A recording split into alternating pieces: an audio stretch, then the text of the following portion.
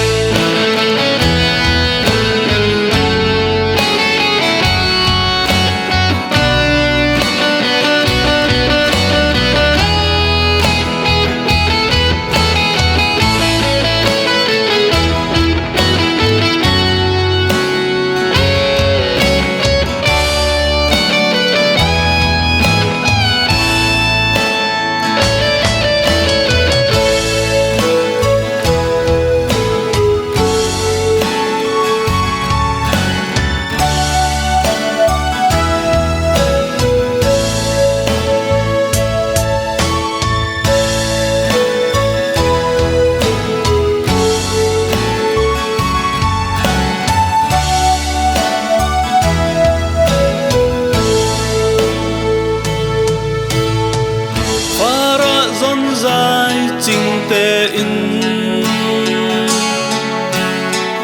pha le mual phao in siang lâu ding ra nak kun za kip tuarin bay dong lâu tên kan rong a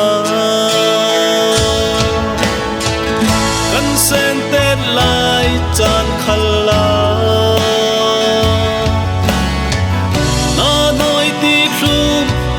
in pe in choi in bom na trang sung a thum tu kanu na du don na kanu na du don na ruatin chin lai amit khia luang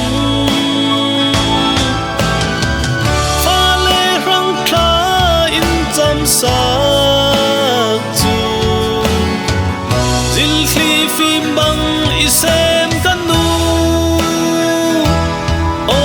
kanu ser siam tu chung pathian ne na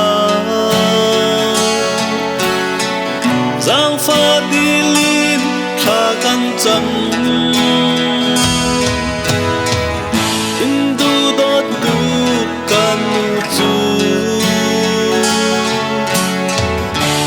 sal nak chan